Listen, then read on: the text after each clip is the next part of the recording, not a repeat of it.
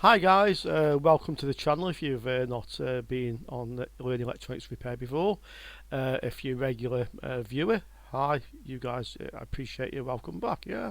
I had a look around on YouTube and there's lots of videos regarding ATX power supply repair and tutorials on how they work and such like.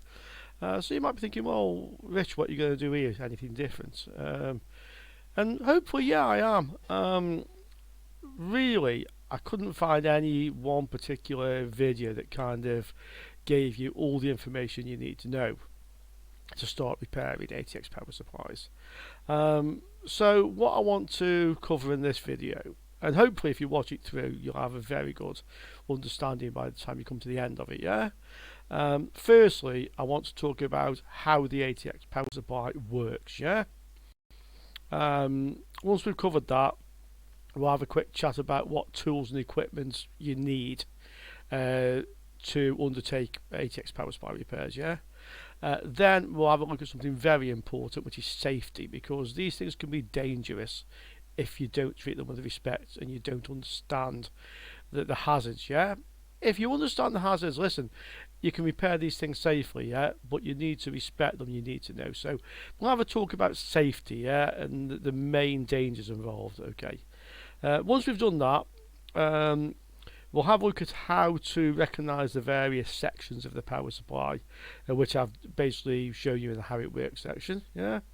We'll then look at common faults. So we'll go through the various sections of the power supply and have a look at what most commonly goes wrong with them, yeah? And then at the end of all that, I know really the only way to learn this is to do it, yeah? I've got my hands on a big box full of ATX power supplies. There's 15 of them. Each has a different fault on. So we'll have a quick look at those just to see what they are and what the problem is. And then I'm going to ask you guys in the comments. I'm going to fix all of them. We'll try to, yeah. There was 21 in the box I got. 6 were working, so 15 need repair. So I'm going to open it up to you guys and say which ones do you want me to repair first, yeah. We'll number them 1 to 15 and just vote for the number. I thought it'd be interesting. Every time I fix one, I'll come back. Whichever one's got the most votes will be the one that gets looked at next. Okay, so that's what we want to be doing. That's what I want to do, and hopefully that's what you want to see. And I hope you're going to learn something here today. If not, I hope I can entertain you a little bit. Yeah.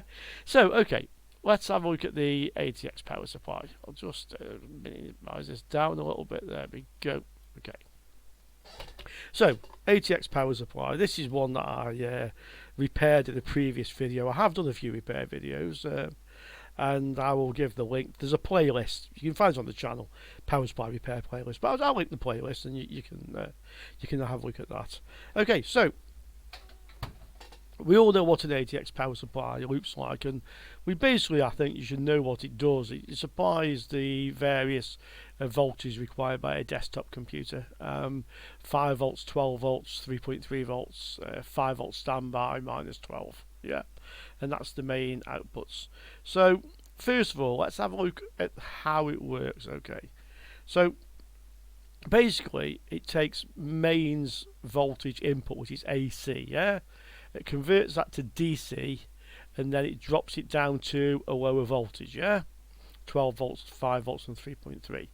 It also generates the 5 volt standby. And the 5 volt standby is which initially puts a little bit of power into the computer. So when you press the start button, it can reply back to the ATX power supply and say start. Yeah? Another little part of the circuit is involved with feedback. So it monitors all the output voltages, or some of them, and it will endeavour to keep all the voltage stable.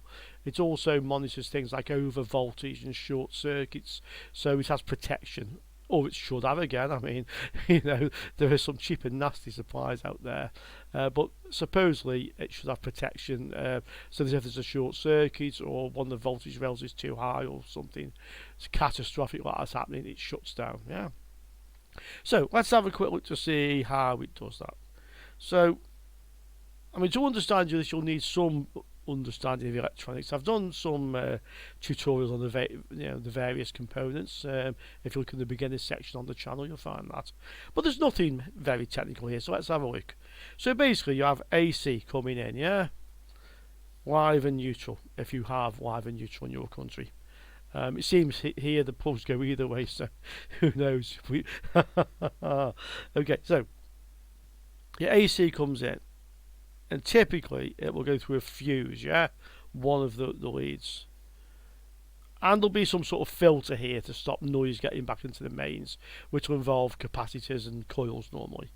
So this AC, let's say 240 volts, that's what we have here, pretty much, comes in, and it comes into what's called a bridge rectifier, which basically is made of 4 diodes. It's just 4 diodes. And this bridge rectifier converts the AC into DC, plus and minus, yeah? And this is now DC, okay? Typically on a lot of power supplies, this goes to what's called a PFC. PFC, which stands for Power Factor Correction, yeah? The PFC circuit, if you're interested, basically consists of a coil, yeah, a MOSFET with switches. This is your plus, yeah. This is your minus, got your bridge rectifier, and it connects like that, yeah. And a couple of diodes, like so. I did a whole explanation of how this circuit works on one of the previous repairs. In fact, it was the one in which I actually repaired this power supply. Again, I'll link it on this one, so you've got some resources you can look at. Yeah, this PFC then charges the main capacitors, of which there's usually 2, yeah, like so. And this circuit, the PFC, is a voltage booster, yeah. It boosts the voltage. So normally, yeah, 240 volts AC might give you like about 300 volts DC, yeah? That's the peak voltage of the waveform. This is the average voltage of the waveform, yeah? After the PFC, you will have about 400 volts, 350 to 400, yeah? And this charges the main capacitors, yeah? Like so. The PFC, which is basically a MOSFET, will have a controller. This is an IC, an integrated circuit, that effectively controls how this PFC is working to keep this voltage stable, yeah? The controller normally will be powered through a resistor. Oh, I've drawn it to the wrong place. Ignore that. Sometimes I do this, you know. That goes there. Oh, powered through a resistor and the capacitor, middle capacitor, yeah. And that's what will power up the controller. So when you first switch on, there's a diode here. Some power comes through this resistor, charges this capacitor. This starts running and switches on the PFC, yeah. In some cases, the PFC will switch on immediately when you power up the power supply, yeah. In other cases, the PFC will only power up when the main voltages power up. So that can vary a bit from one to the other, yeah? This point here, this negative rail, this is what's called hot ground. This is often connected to the heat sinks inside the power supply, the main heat sinks, yeah? This is not safety ground. This is just a reference voltage. If we measure from here across there to the capacitor, we would consider this to be 0 volts, yeah, and this to be 300, yeah, up here, 350, 400. But that is not a safety ground. I'll talk about it later, yeah. So that's your PFC.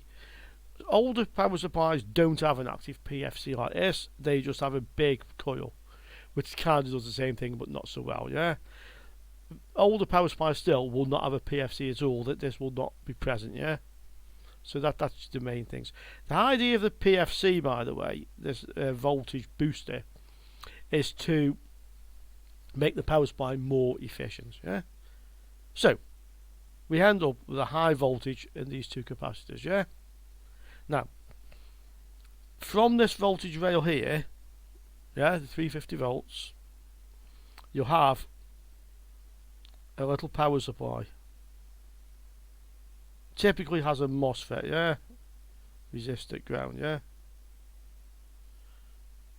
This is the secondary. This is the transformer, yeah. This power supply, this is your 5 volts standby, yeah. And this powers up as soon as you put power on, regardless if the PFC has been switched on or not. This 5 volts is a small auxiliary power supply specifically to generate the standby voltage, yeah. And that is always running once there's power on the power supply, okay. Rectifier diode, capacitor, yeah. This here now, this goes to your 5 volt standby, yeah. Now, the 5 volt standby also controls the chip which drives the main power supplies, the 5 volt, the 12 volt, the 3.3, yeah. The way your main power supply is connected, again, is across here. So here, typically, we have 2 transistors or MOSFETs. It could be one or the other. They're quite often bipolar transistors, but it doesn't matter which they are, yeah. We have 2 transistors, yeah. And the output of here is driving a big transformer coil, yeah. The other end of the coil is connecting to the junction of these 2 capacitors, yeah. And on this coil here, this is where we have secondaries coming out, yeah.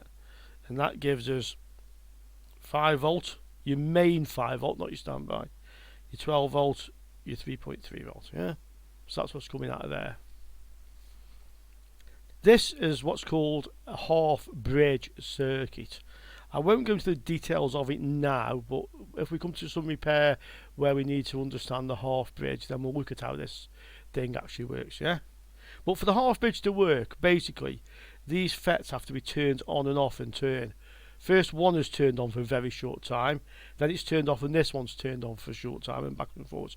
And when I say a short time, I'm talking about milliseconds, which is thousands of a second, or even microseconds, millions of a second, yeah. That's with a very high frequency, switching these. And by switching them on and off, it's pulling current backwards and forwards through this coil, yeah. Again, it's a very high frequency, and that induces current into the secondaries, and that's what generates your voltage coming out, yeah. On your voltage coming out from this transformer, you'll typically have in here rectifier diodes, yeah, and capacitor. And this now, this side of these transformers, this is safety ground, yeah. This 0 volts is not connected to this 0 volts, yeah. Don't forget this. This is safety ground. And from here, this effectively is your voltage rail, 5 volts. And again, you'd have a similar sort of thing in the 12 volts, connecting from the transformer coils, yeah. Capacitor, ground, yeah. 12 volts, and obviously the same for your 3.3. So that's how it's working, okay. Now, to control these, to switch these on and off rapidly, you need a controller chip, yeah? Similar to the controller you had for the PFC. You need a controller chip. In some cases, they can even be the same chip, but normally separate, yeah? So to switch these FETs on and off, we have a controller chip, yeah?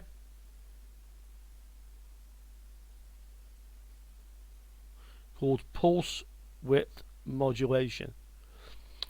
The pulse width modulation, basically, it switches these on and off, and the pulse width is the on time compared to the off time, yeah? On time compared to the off time. This pulse width modulation chip doesn't connect direct to these transistors. I've just drawn them. It actually goes through a little transformer, yeah? This is hot ground, the live side. This is safety ground. And the reason it goes to a little transformer is because we must isolate all the low voltage, the safety ground, from all the high voltage, yeah? That's why it has a little transformer driving these from this, yeah? Now this needs power, yeah? This gets its power from the 5 volt standby. Okay? So the way this basically works, it's a bit of a messy diagram that, but I hope you get it. The way this actually works, you plug it in, the bridge rectifier, yeah, your bridge rectifier converts the AC into DC, yeah, and either via the PFC or not, depending if it has one, it charges up the main capacitors, yeah. At this moment, the main power supply is switched off. These are not doing anything, yeah, it's switched off. This has no power, it can't power them, yeah. However, the 5 volt standby supply, that powers up and starts generating 5 volts, yeah. This now has 5 volts, but it still doesn't start. And the reason it doesn't start is this. This 5 volt standby goes to your motherboard, yeah, on the purple wire. It's the purple wire on the ATX connector, yeah. So look on your ATX connector. There's a purple wire, yeah, and the purple wire is a 5 volt standby, yeah. This powers up some part of the motherboard, what's called the SIO chip, Super IO, and the platform control hub or south bridge, yeah. And connecting to this is your little ATX on-off switch, yeah. So when you push this switch, this sends a signal back on the green wire. That's the green wire here in your ATX, yeah. That green wire connects to the PWM. That green wire, when it goes to 0 volts, when you push the switch, that goes down to 0 volts. That tells us here to start running. Once this starts running, through the little transformer, it's driving these main output transistor FETs, yeah, pulling current backwards and forwards through this coil and generating your outputs. There's one other part to this. These output voltages need to be monitored, yeah. So your 12 volts, your 3.3 have to go into what's called feedback or a monitor chip, yeah, some sort of feedback, yeah. And this monitor chip is connecting back into your PWM. So by monitoring the voltage on these, once they start up, this tells the PWM to change the drive to these FETs if it needs more power or low power. Something on the motherboard draws more power, the voltage will tend to drop. This there increases the width of the pulses and sends more power in. Yeah, and that's basically it. One other thing we can just mention. This 5 volt standby, again, it needs to be controlled, yeah. The transistor that's driving it needs to be effectively, it needs to know what the 5 volt standby is, yeah. This transistor, this FET, by the way, this connects what's called an oscillator. It's usually oscillator, yeah. It's usually not an IC. It's normally a couple of transistors that effectively generate square wave pulses to pulses on and off, yeah. And what we have is what's called an Octo Isolator. So this is basically a transistor, yeah. Inside a little black thing with 4 legs, yeah. It's a transistor and it's optically sensitive, yeah. And inside here is also an LED. Safety ground, yeah. And this LED, via some sort of circuitry, resistors, maybe a little IC, this monitors the 5 volt standby. So it's like this is giving feedback on the main rails, this is giving feedback on the 5 volt standby. And this controls this oscillator to make sure that this is driving the right voltage, give 5 volt standby. And that's how it works, yeah. It's not such a good drawing, you can stick it up on the wall, but I hope it's clear, yeah. If it's not clear, you know, just post in the comments, ask me if I can do this again. Next time I'll try and draw it a little bit better, yeah. But that's basically what is going on in an ATX power supply. So now let's talk about the next thing. If I tell you what, Let's do it in a slightly different order. Because we've looked at this diagram, let's see if we can recognise inside our power supply all the various parts that we've looked at here. Okay, let's open up the power supply and let's have a look. So this is a power supply. This is actually a working one. It's one that I've repaired, yeah? So the first thing we mentioned is the AC comes in, yeah? This is your power socket on the back with a switch, yeah? So you've got a power socket, switch, and as I mentioned, on the input here, I did mention it, yeah? There are some filters to stop noise going back up into the mains wiring, yeah? Causing interference. So this is the power coming in. This capacitor, yeah, effectively is a filter. This is part of the circuit that stops noise. Also, underneath this board, you'll see an inductor coil. That's part of the filter circuit as well, yeah? So that's where your power comes in. And then the next stage we need to look at, if we just go back onto here again, it goes into a bridge rectifier, and we mentioned the PFC circuit, which is a booster into these main capacitors, okay? So let's look at that on our board. So on ours, we have the mains coming in here on the blue and the brown wires, yeah? Down here is a fuse, yeah? And then we have a another inductor, a bridge rectifier, yeah? Bridge rectifier. Now, this inductor again is part of the noise reduction, the capacitor is. This thing in here is a thermistor. What this does is, when you're first switching on, basically a lot of current will sort of come flooding in here and charge these main capacitors, yeah? Now that inrush of current can blow the fuse, yeah? So what this thermistor does in here, basically it's like a resistor, but it starts off with a few ohms of resistance when it's cold, yeah? Once we switch on, the power comes rushing in, well, through the few ohms, so it kind of resists it, it stops too much of a rush, charges these capacitors, and because the current flowing through this, it warms up. And as it warms up, its resistance reduces. So after a few seconds, these are pretty much charged, and this is pretty much 0 ohms, yeah, because it's got warm. Okay, so that's what that does. Again, another filter, so there's quite a few filters around here. This is the bridge rectifier, that's the next stage, yeah, is the bridge rectifier. This converts the 240 volts of AC into about 300 volts of DC, yeah? Now on this one, this has this power factor correction I was talking about. So you can see here, we have a red, black and a brown wire, yeah? These go into our PFC circuit. This is our PFC circuit here. So on this heatsink here, we will have, I can't really see them on this, but big MOSFETs on here, yeah? Always one big MOSFET, probably a large diode, yeah? This is this part of the circuit. So in here, DC about 300 volts, yeah? After the bridge rectifier. This boost circuit produces about 350 to 400 volts, yeah?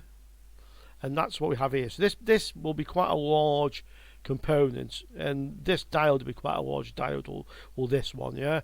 And those components will be on this heatsink, okay? This coil here is the coil we can see here, yeah? And the 3 wires coming in, one of them is effectively hot ground, yeah? That's our 0 volt reference, but it's not 0 volts. I'll tell you why in the safety bit. You'll have one wire coming in here, yeah, which feeds the power in.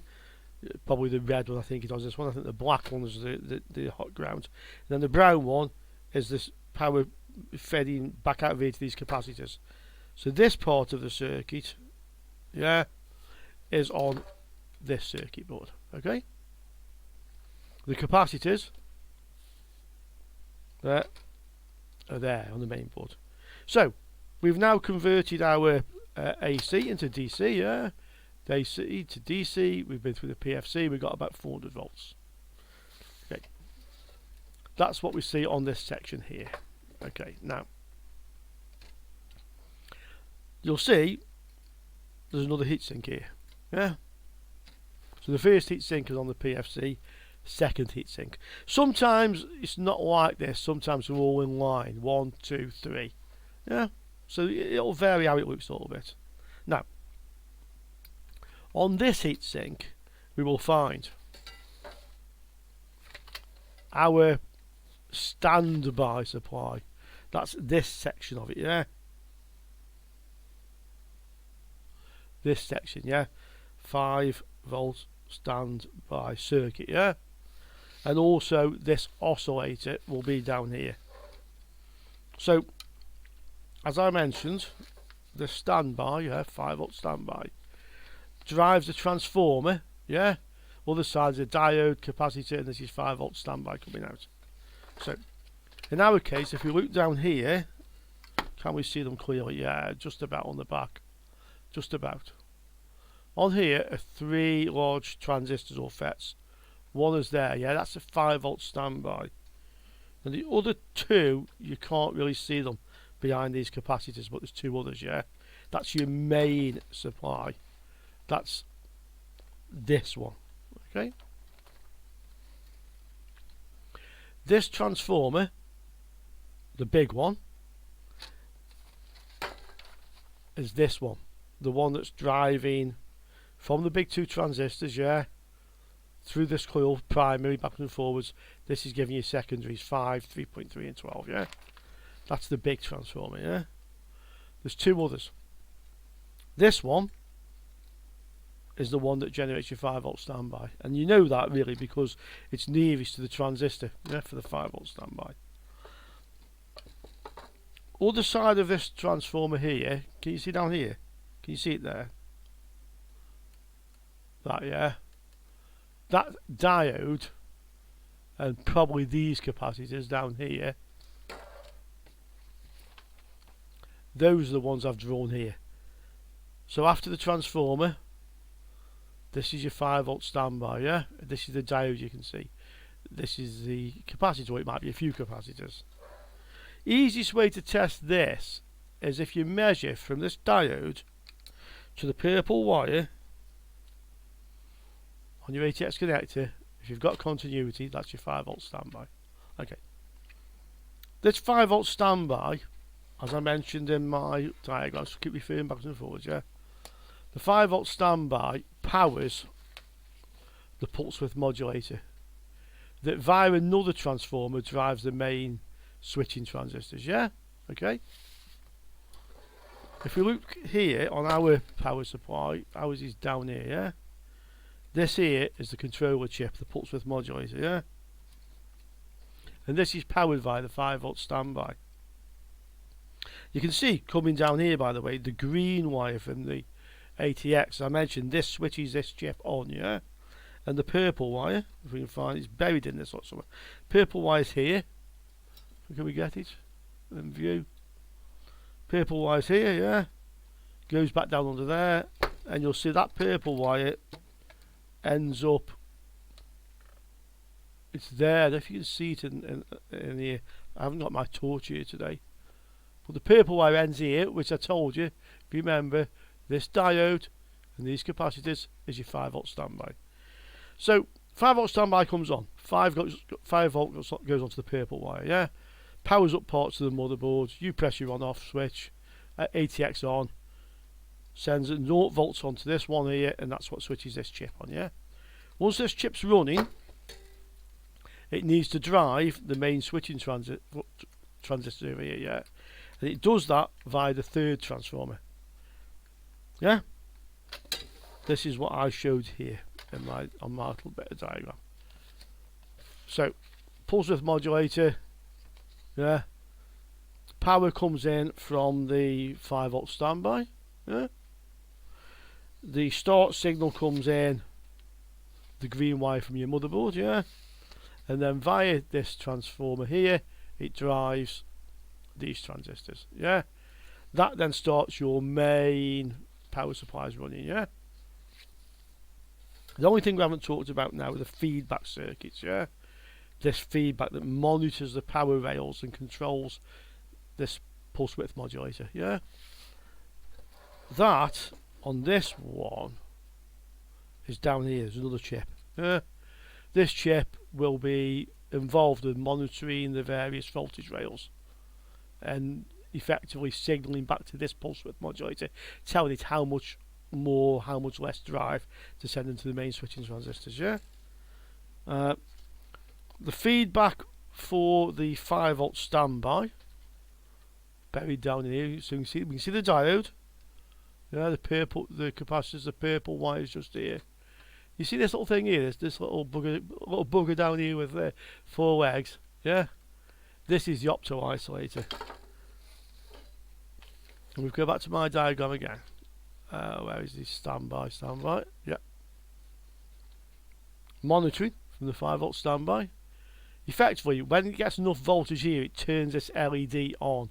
And this shines on this transistor, which effectively switches this transistor. It's a photo transistor. And this signals back to this oscillator to give more or less drive to the 5-volt standby circuit. Yeah. So that's really what's in here. The only last thing we didn't really mention is this oscillator, yeah, that powers the 5-volt standby switching transistor. So the switching transistor is there, yeah, and the oscillator basically will be just capacitors, resistors, and a few transistors, and they're actually down in here. You can probably see that black thing. That's the top of a transistor down there, yeah, just there. And there's another transistor. Okay, yeah, just there, yeah. You see it, and this you can see the 5-volt standby is running this Octo Isolator, and the Octo Isolator is very close to this circuit. This circuit is your oscillator, yeah. Oscillator. Well, maybe I didn't mention controller for the PFC, yeah. PFC was on this board, and the controller is actually hard to see, but it's down under here. I'll try and find it. Show you.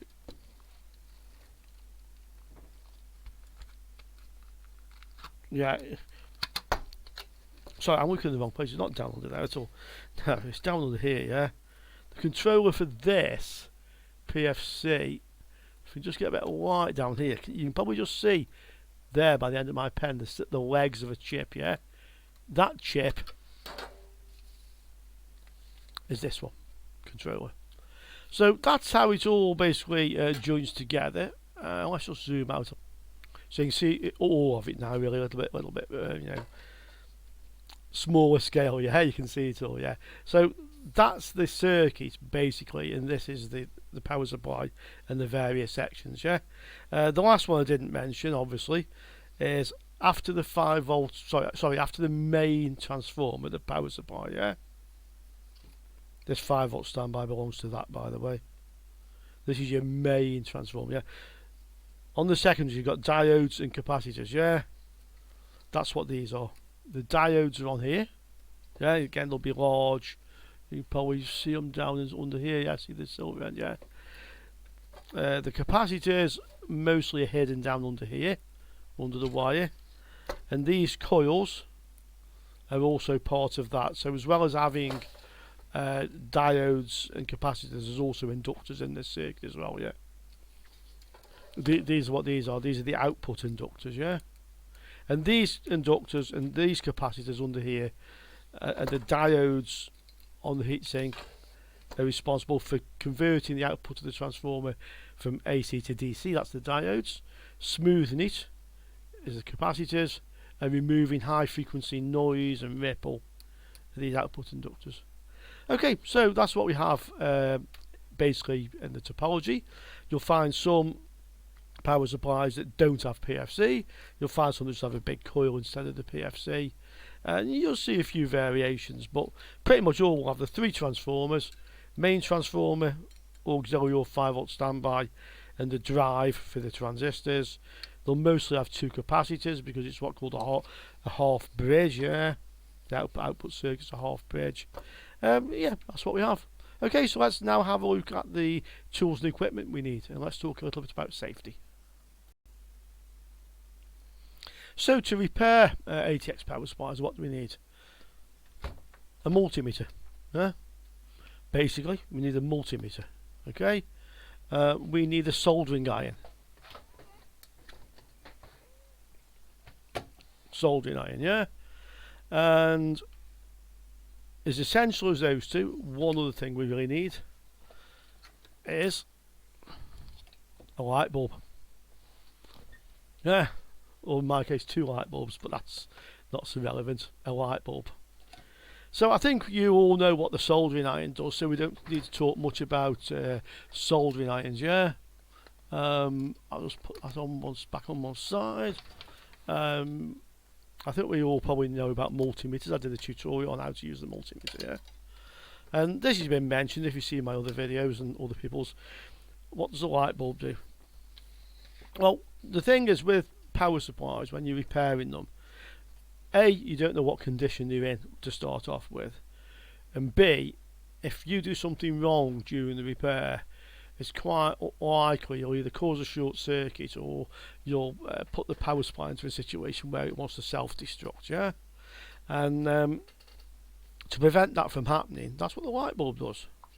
So what this light bulb's doing, and you can make one of these, yeah, make one of these. I think you can't buy them, I don't think. Everybody who works on this, who has one of these, makes it, yeah. And all it is basically is AC coming in, yeah. We'll call it live and neutral. Neutral goes straight to the out, yeah. So this is in, this is out, and this is where you connect your PSU to under test, yeah. So this is the device that you're actually testing, yeah. And the live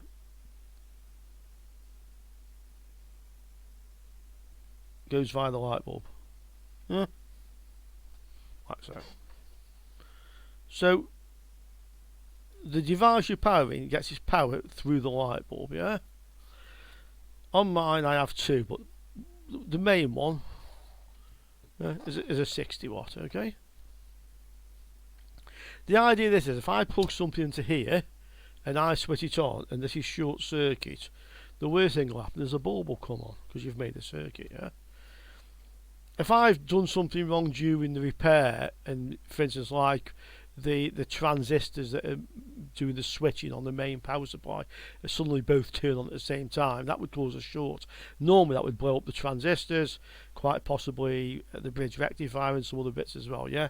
In this case it'll just cause the light bulb to come on. You probably won't damage the devices either, yeah. So what the light bulb does, I then have here a switch which is limit or live, yeah. So when it's set to limit, the switch is open and the power goes via the light bulb, yeah. When it's set to live, the switch is closed and it just shuts the light bulb out. Focus, sorry guys, my camera does this, okay. So that's what the switch does. When it's set to live, it just shorts the bulb out. When it's set to limit, the bulb's in circuit, yeah, the switch is open. The reason mine has 2 bulbs on, by the way, is I have another light bulb connected like so.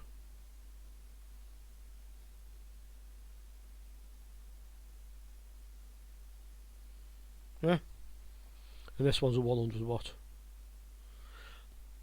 So by putting one bulb in all the other, I can have 60 watts maximum power that this can draw. I can have 100 watts or I can have 160.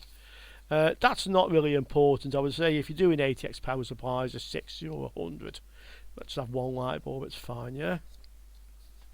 So that's the 3 pieces of equipment you really need.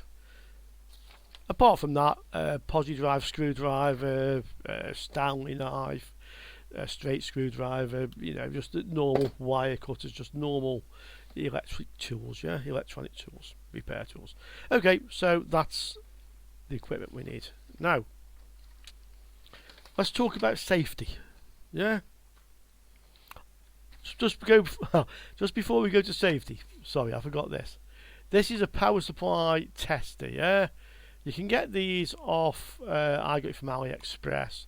Cost me €6.30 something, including free postage. These are handy because you can plug the power in, it instantly tells you all the voltage rails, and it makes a bleeping noise if one's over voltage or missing, yeah. This is no means essential. This does nothing that you can't do with a multimeter, but it's a very easy, handy way to quickly just test power supplies. And I would recommend, if you're going to do this repair, come on, it's like €6.30. What's that? $8? I don't know. £5.50 in UK money. Just, you know, it's so cheap. It's a no-brainer, isn't it, really? But as I say, it does nothing you can't do with a multimeter, to be honest. Okay, safety. The important bit, yeah, the important bit. Power supplies can be dangerous. And there's three main reasons why they're dangerous. The first one is these main capacitors, yeah? These are the ones after the bridge rectifier. If you have a bridge rectifier and no PFC, these capacitors have probably got 300 volts in them, charged, yeah?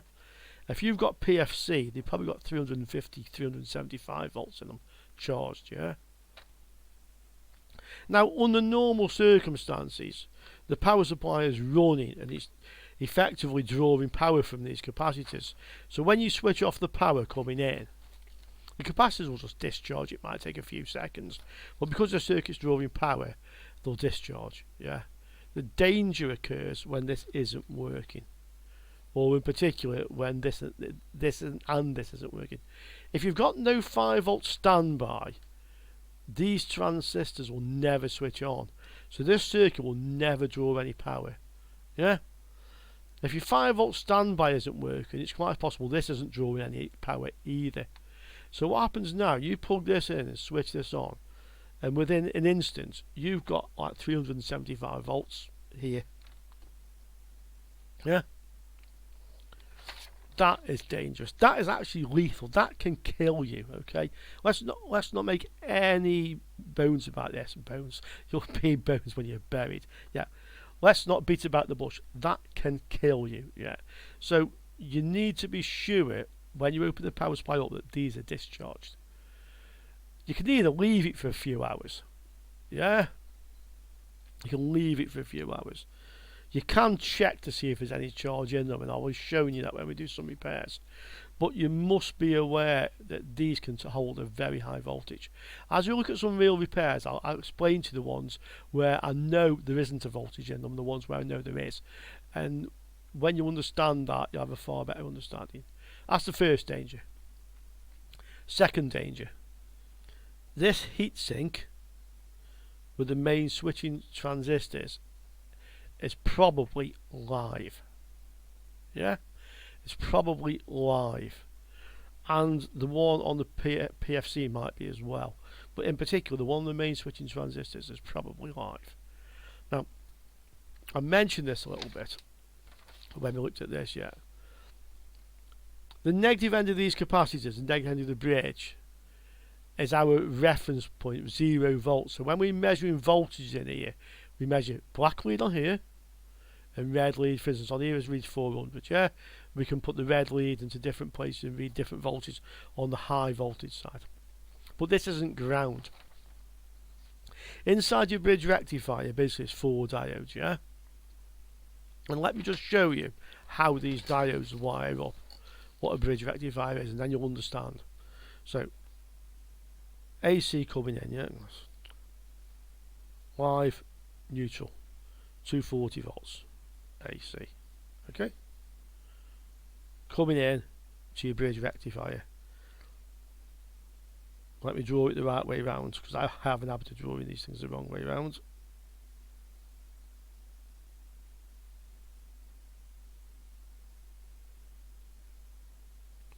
Okay.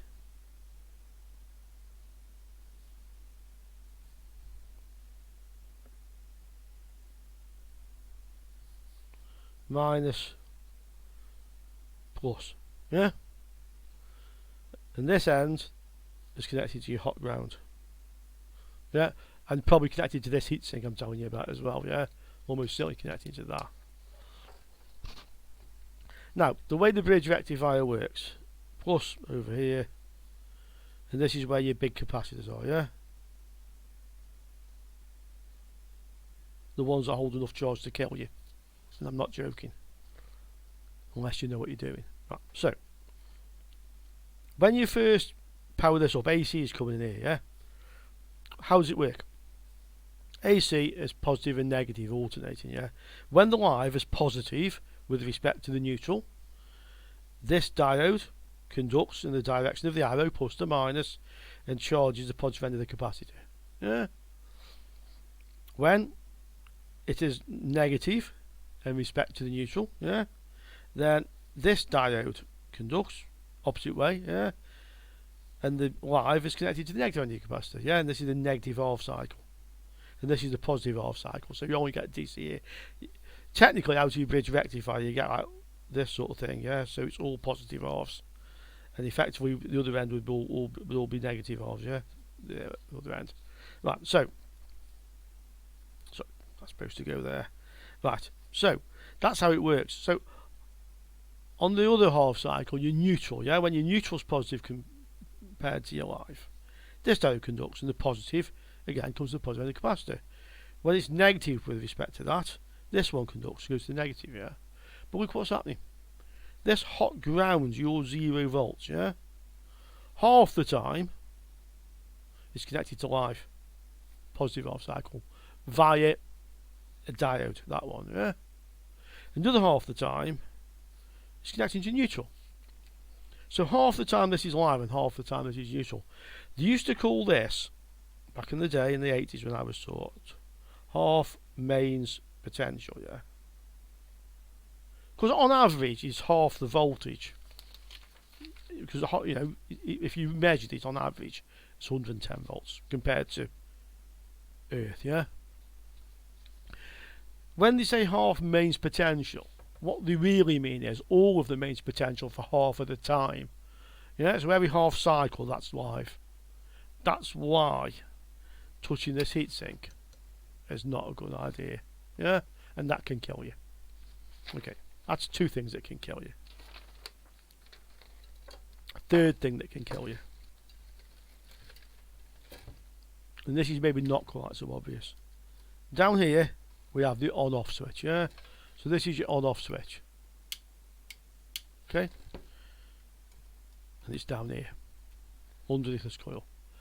That connects to one of the wires. So, that switch, your on-off switch, yeah? Live. Neutral. And your switch is here, and then you've got your fuse and your bridge rectifier, yeah, your bridge. Okay, that's your switch. What happens when the switch is open? Well, when the switch is open, there's nothing getting through to here, yeah. There's nothing getting through. It's switched off, and there's nothing here. So you think, well, you switch that switch off on the back of this, yeah. You come to here because you're working, you switch it off, and it's now safe. Yeah, it's now safe. Yeah, because it's not connecting to the live. What happens if your mains plug's wired the wrong way round? What happens if your wall socket's wired the wrong way round? What happens if you are in the EU? I'm in the Canary Islands, a lovely place, but our mains plugs are like this, yeah? And you can plug this into the wall either way round, yeah? Can you see where this is going? Can you see where I'm going with this now? When we plug our plug in, I have no idea if this switch is breaking the connection to the live or breaking the connection to the neutral. It's breaking one or the other. From the point of view of the power supply, it doesn't matter. This is just AC. It doesn't care which way round the live and neutral is. Yeah, it doesn't care. The power supply will work, and when you open the switch, the power supply will be off. Yeah. Come back to your repair. Switch the switch off, and you touch this, and the switch was breaking the neutral, not the live. This is still live. Yeah, this is still live. Do not trust that switch to keep you safe. Okay? Don't trust that switch to keep you safe. Unplug the mains lead. I might have saved your life, okay? I know I get serious about it sometimes, but I may have saved somebody's life. Save somebody's life there, yeah? I won't get emotional. Okay, so let's have a look at the common faults now, yeah? So we've had a look at how the thing's put together. We've had a look at the circuit, yeah? Let's have a look at the most common things that go wrong with these, okay? So, AC coming in here, yeah? Filters, capacitors. These don't tend to fail. Inductors underneath, yeah? These don't tend to fail. Sometimes, because of the physical weight of the inductor, if it's not glued to the board, there's a lot of vibration, you might find a broken connection, a soldered connection, where it's connecting to the board. But apart from that, these don't tend to fail, yeah? Power then comes into the board, yeah, via the fuse. Another inductor into the bridge rectifier, yeah? The fuse can fail. The fuse can blow, yeah? They tend to fail in two ways. This one you can't see inside it. Sometimes inside is like a little thin wire. Sometimes it just breaks. And that can just be age. Too many times of inrush current and eventually just, you know, it's tired, it wears out, yeah? Sometimes they're completely blackened, like something exploded in here. And I've seen glass ones actually explode. If that's exploded, that'll be because something else caused it to fail. It'll be due to a short circuit, yeah? So, if you see a blown fuse, don't just replace a fuse. Have a look to see what's short. You'll probably find across the output of the bridge rectifier you've got a dead short. Okay, short circuit. Bridge rectifiers can fail. You can get short circuit diodes. Sometimes the bridge rectifier is just 4 diodes. It's not in one block like this, but it's the same thing. So you can find short circuit diodes. If you get a blown fuse, check all the diodes to see if they're short. If it's a bridge rectifier like this, check from the plus to the minus and then from the AC to the various legs. I'll show you how to test them when we do some repairs, yeah? If that goes short, it's quite likely it might blow this as well, the thermistor and the diode, yeah? So you'll have to replace all three. The next thing in the circuit is the PFC, yeah? The PFCs can fail. The FET in the PFC, field effect transistor, can go short, or one of the diodes can go short. If that happens, it's going to blow the fuse, possibly blow the thermistor, possibly blow the bridge rectifier as well, yeah? But it's going to certainly blow the fuse.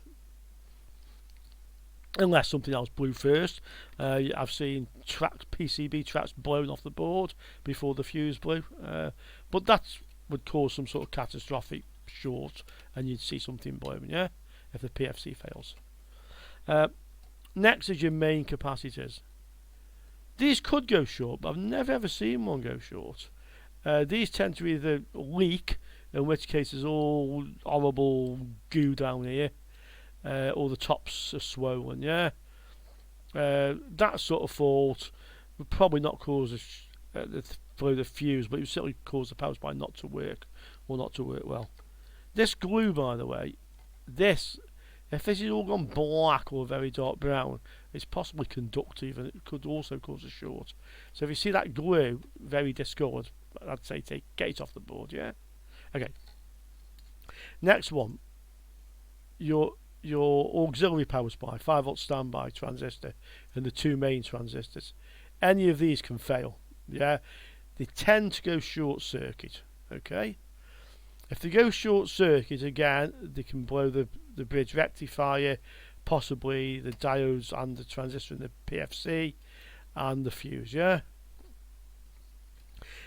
If the 5-volt standby one has gone short, it's quite possible it will damage the oscillator circuit down inside here, yeah? This is the two transistors which are part of the oscillator, and even possibly the transistor inside the Octo Isolator as well. Or the transformer primary could go. So if you have a problem in the 5-volt standby, you need to check all around this area, yeah? Down by this transformer, this is the one that drives the main transistors. So this is the primary, controlled by the pulse width modulator chip over here, yeah, and this drives these transistors. Down here you'll see two capacitors. You see them little yellow ones down there. I've got pointed it down. These two capacitors. These, together with the secondary of this transformer, drive the transistors. If one of these capacitors fails, it'll probably blow the transistor, and if one blows, it'll probably blow the other.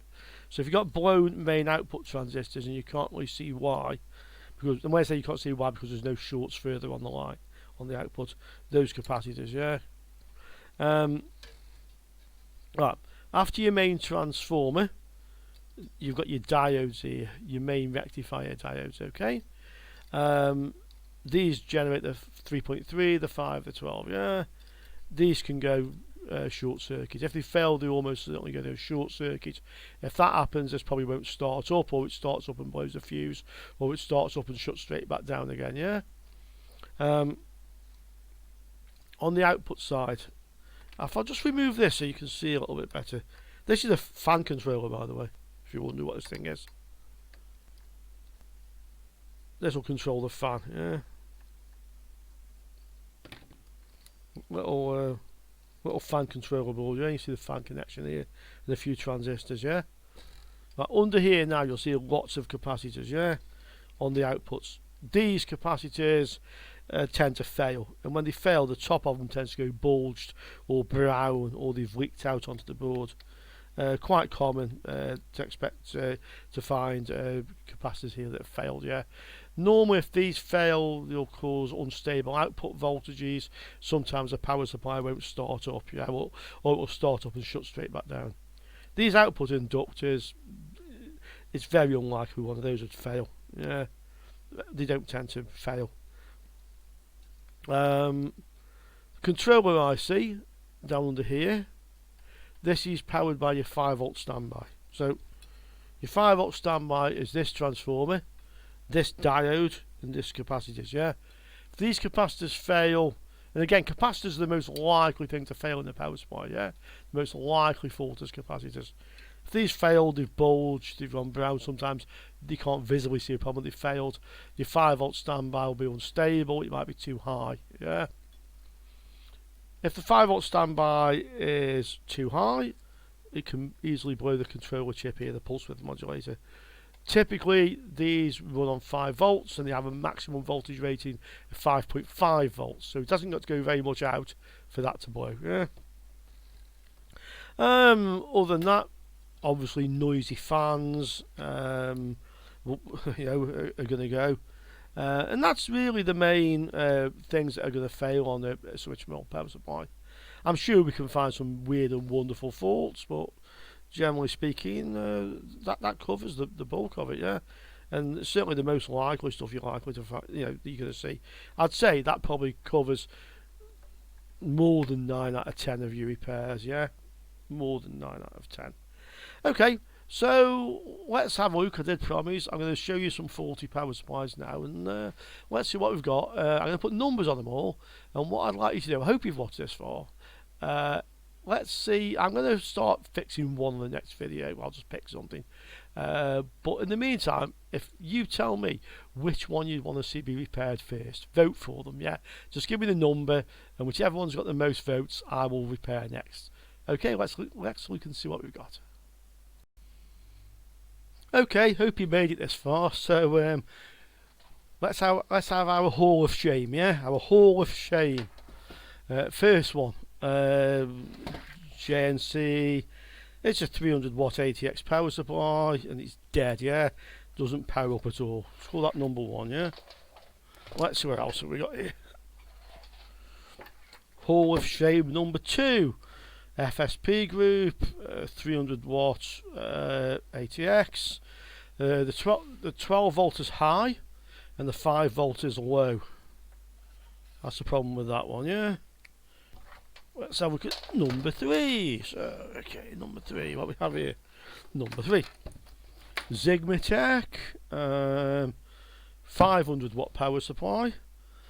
And this one doesn't power on. I didn't make a note of it. No output, yeah. That's number 3. Doesn't come on. Okay. What else do we have? It's a bit of a hefty thing, this. Newton power. 400 watt. powers on for 2 or 3 seconds and then powers back off again. Number 4.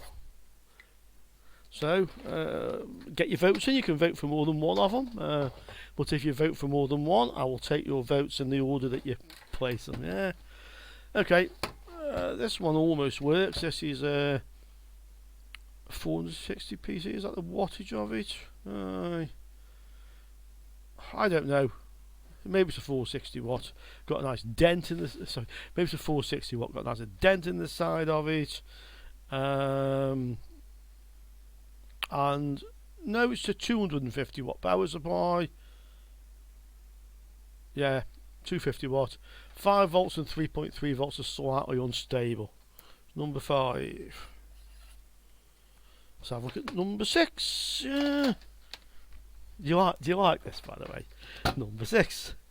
Dead. Agila. Well, I suppose in Spanish, yeah. Agila. Agile, or agile if you don't speak so much Spanish.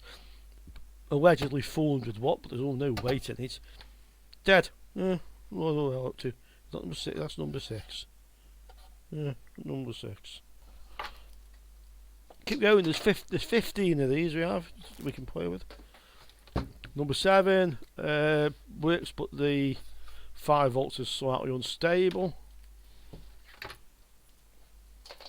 Or would you like to vote for number 8?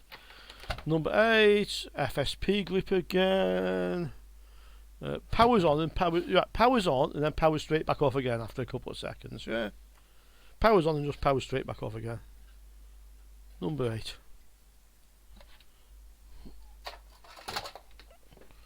I didn't look at the wattage of that one. What was it? I don't know, 300 or something. AC bell. No output. It was 350 watt, I'm guessing. No output on this one.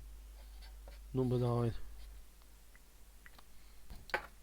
Let's have a look at number 10. Perfect 10. Let's see what we got.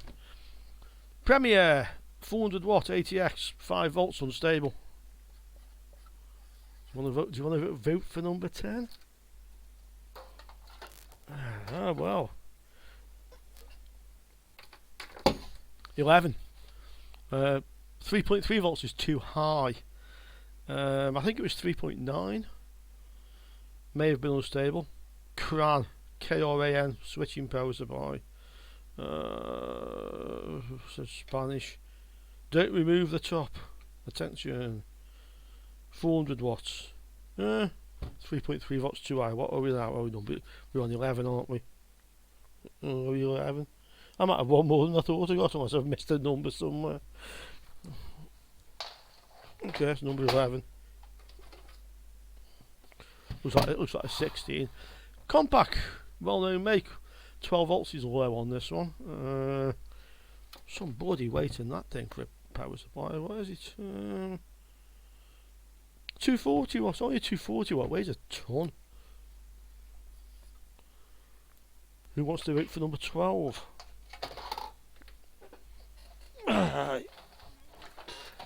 Number 13. Unlucky for some. FSP group. Mystery. A mystery on this one. 13 is mystery. And that's not a very special reason, because I forgot to write on it. I wouldn't read too much into that.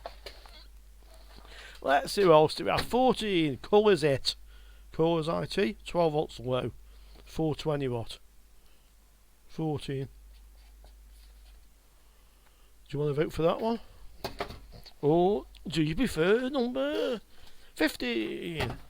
5 volts standby unstable. Get your votes in on that if you like it. And the very last one, if I could just read it. Come here, baby. This is bloody. It's a big one, this, and it's heavy. 5 volts is only giving 4.1 volts. Another Newton power. I think it's a 400 watt of this one. No, it's not. Oh, 470 watt. 470 watt. What number was this? 16. 16. Okay, So that's the Hall of Shame. Yeah. So as I said, the way this is going to work, if you want to vote for one or more, if you vote for more, put them in your order of preference. Don't vote for all 13. Give us a break here. Yeah. Let's say vote for no more than 3. After we've fixed them, we'll count as on more. 4. Go on, I'll give you 4. Yeah. If we get your votes in by tomorrow, that'll be the first one we look at, whichever one's got the most votes. If we've got more than one with an equal number of most votes, let's have a sweepstake, eh? We'll just draw numbers out of that. Okay, guys, hope you enjoyed that. Let's try and now make this a complete training course by fixing all of these power supplies, at the end of which, hopefully, you pretty much understand how these things work and what can be done and what can't. See you soon now. Ciao.